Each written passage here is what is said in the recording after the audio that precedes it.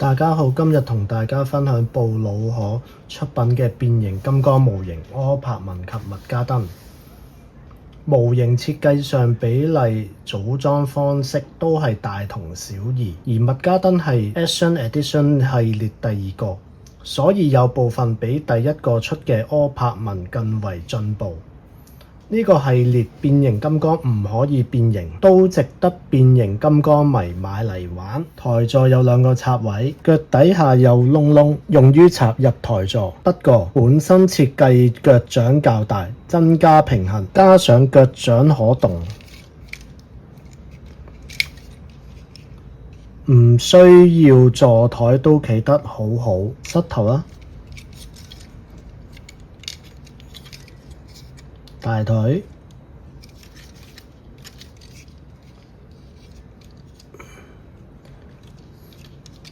小腿方面，柯柏文內籠有車轆，但組裝外殼後唔可以一覽內籠。麥加登可以打開槍柄，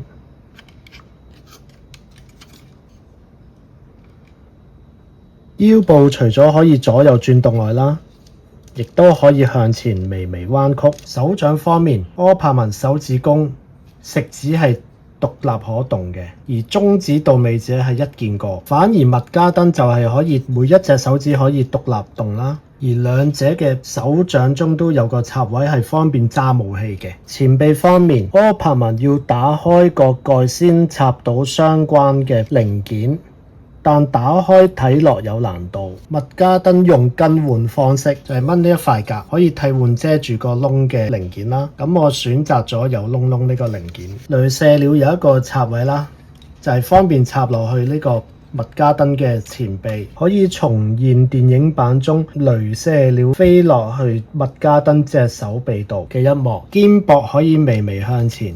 Action Edition 特點係可以用狂派或者係博派嘅立體 logo 幫機械人着燈，佢係內藏一嚿小磁石，唔用嗰時可以插喺個座台當裝飾。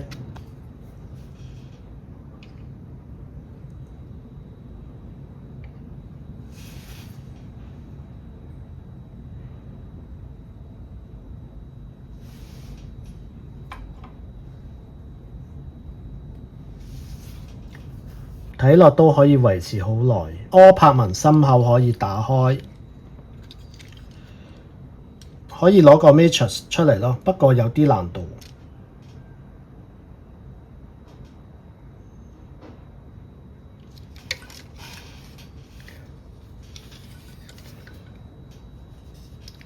頭部方面，柯柏文組裝頭部眼睛可以選擇藍色或者橙色，麥加登可以選擇面部表情。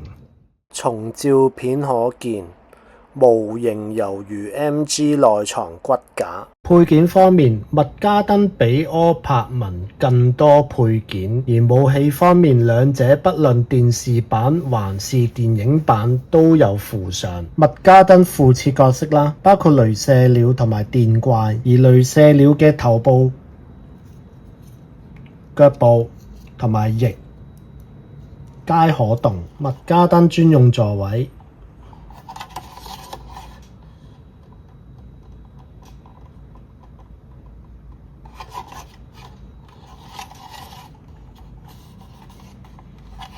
個座位都幾靚，佈滿好多一啲密密麻麻嘅線路，而且座位頂印有狂派 logo。呢個座位除咗可以讓麥加登坐之外呢啲窿窿可以插啲武器上去啦，例如插麥加登嗰支大炮啦。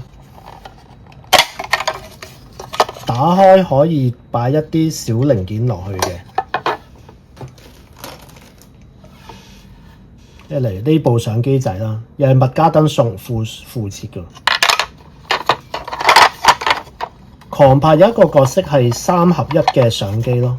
總結 Action Edition 比例上略怪，冇原著卡通造型修長，不過顏色鮮豔。論底買麥加登勝一籌，除咗細節上設計比柯柏文勝一籌，而配件方面比柯柏文更多，但兩者價錢都一樣。